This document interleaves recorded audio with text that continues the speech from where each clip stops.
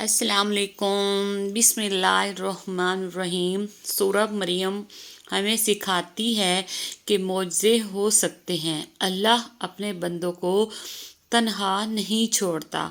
مشکلات کا حل اللہ ہی نکال سکتا ہے۔ بے شک سب اللہ کے حکم سے ہی ہے۔ انشاءاللہ اگر تمہیں معلوم ہو جائے کہ تمہاری ہر تکلیف کے بعد تمہارے لیے کتنی آسانیاں لکھ دی جاتی ہیں تو تم کبھی بھی اپنے حال پر نہیں روگے اور بہت جلد اللہ تمہیں نوازے گا۔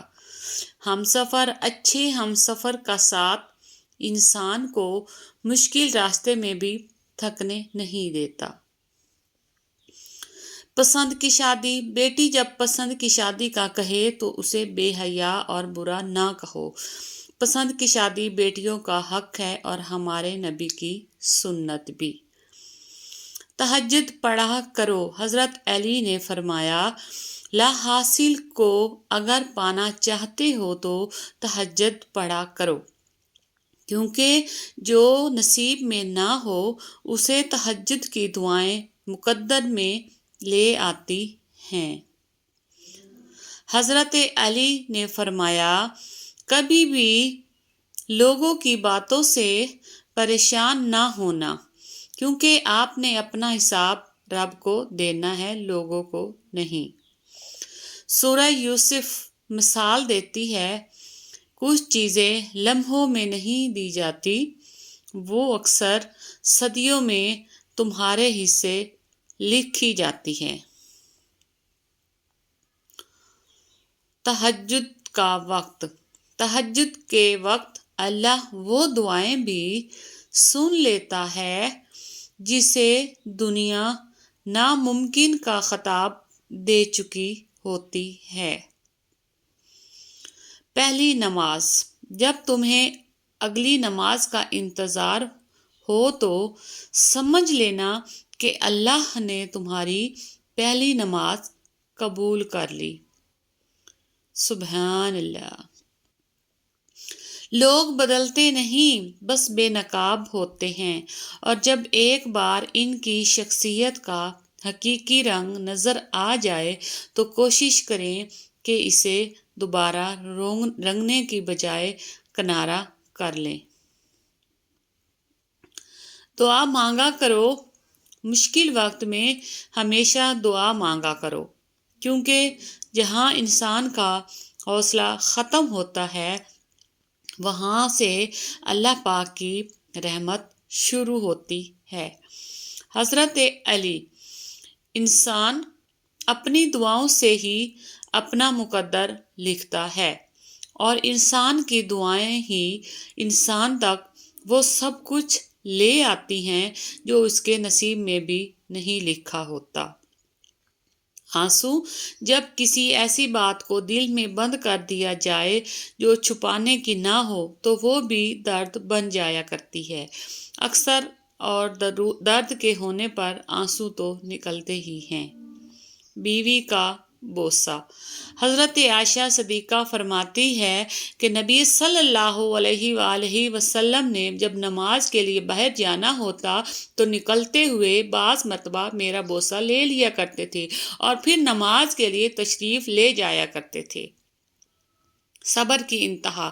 اور پھر تمہیں کیا معلوم کہ جب کوئی بھیگی آنکھیں سختی سے رگڑ کر، لمبی سانس کھینچ کر، تلخ مسکراہٹ لبوں پر سجائے آسمان کی طرف دیکھے تو وہ ضبط کی کس انتہا پر ہوتا ہے۔ اللہ ہے نا، فخر سے کہا کریں، اللہ ہے نا۔ تہجد میں کی گئی دعا بند ہوئے سب دروازے کھول دیتی ہے۔ تہجد میں فرش پر کیا گیا سجدہ انسان کو عرش پر اللہ سے ملا دیتا ہے۔ تہجد کی برکت۔ تہجد کی برکت سے تمہاری روکی ہوئی تمام دعائیں پوری ہو جائیں گی انشاءاللہ۔ تہجد کے معجزے۔ معجزے تو ہر دعا کے ہوتے ہیں، لیکن تہجد میں بڑی طاقت ہے۔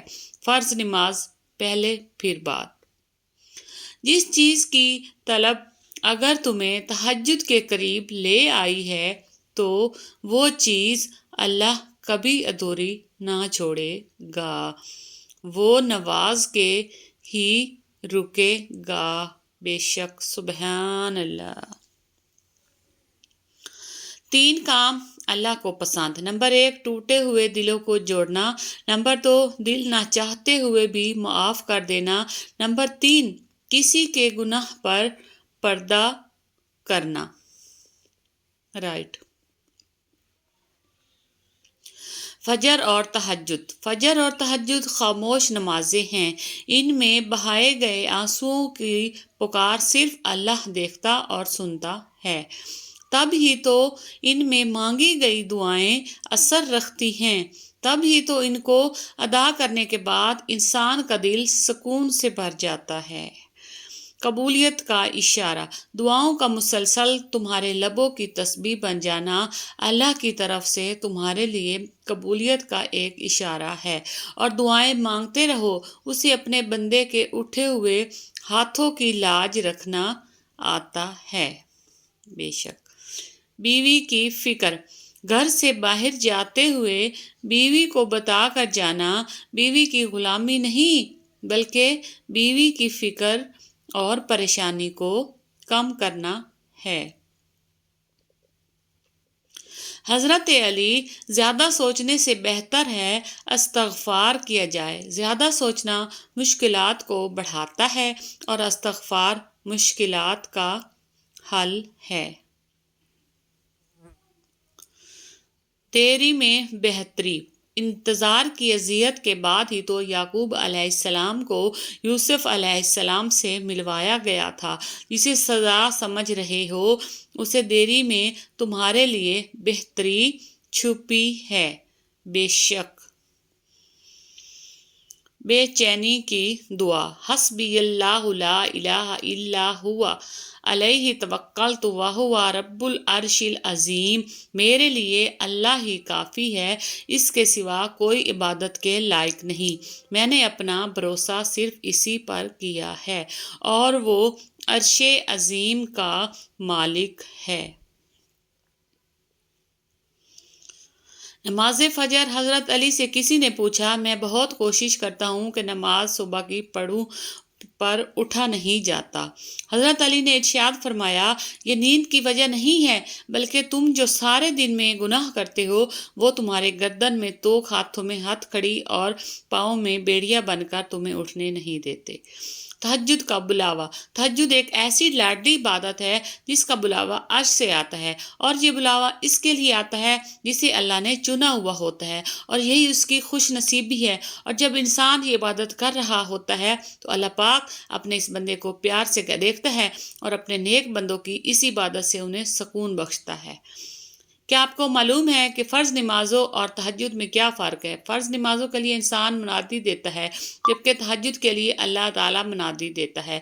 فرض نماز کے لیے تمام انسان اذان سنتے ہیں جبکہ تہجد کی ندا کو بعض خوشبخت انسان سنتے ہیں۔ فرض نمازوں کو بہت سارے لوگ پڑھتے ہیں جبکہ تہجد کو اللہ تعالیٰ کے خاص بندے پڑھتے ہیں۔ فرض نماز کی پکار، نماز کی طرف آ جاؤ، تہجد کے پکار ہے، کوئی مجھ سے مانگنے والا ہے میں اس کو عطا